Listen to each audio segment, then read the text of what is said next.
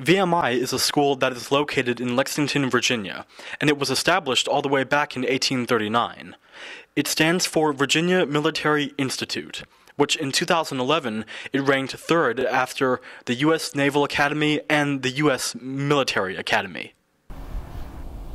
Welcome to VMI, a school where the traditions and the buildings predate the Civil War itself. And today you're going to see why VMI cadets and alumni don't do ordinary.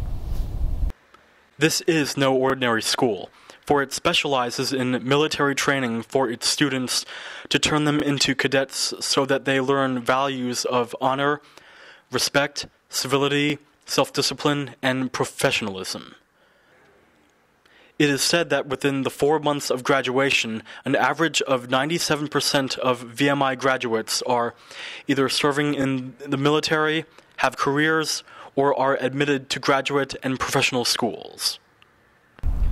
Well, the lifestyle here is pretty rough and unordinary. It starts with a process called matriculation, in which new cadets from high school or from transfers come in, and they're called rats. They're not called cadets until they break out of the rat line around late January usually. The matriculation process starts with a 9-day process called Hell Week or Cadre Week. There's several names for it, and it's an extremely rough time period in which new high school students, or punks as we call them, are smashed into VMI rats. And it's a very trying time, both physically, mentally, and emotionally for a lot of kids. And the attrition rate in some companies reaches 1 out of 4, which is higher than any other military college in the nation. All freshmen first start out as rats, which they call the Ratline. This experience is to prepare the students that are going into the upper class so that they know the means of brotherhood, discipline, and pride.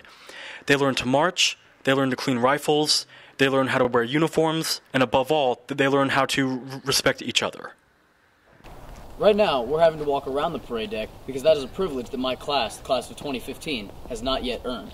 Every class in barracks, with the exception of the rat mass, elects a general committee, or GC, and they decide the privilege system. The GCs above them, of the higher classes, determine what privileges they can and cannot have.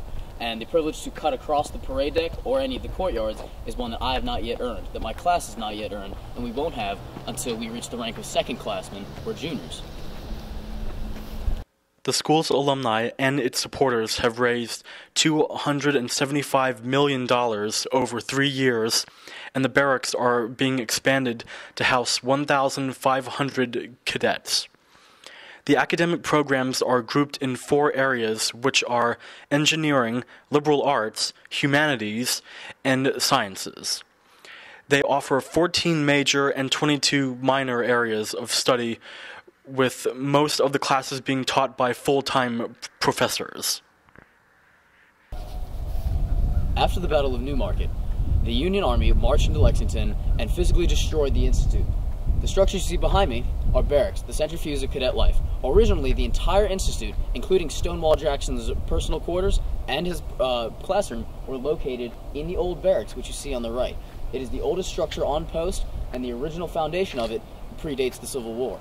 The building itself had to be rebuilt after it was destroyed by the Union Army. VMI is all more of a physical and mental challenge.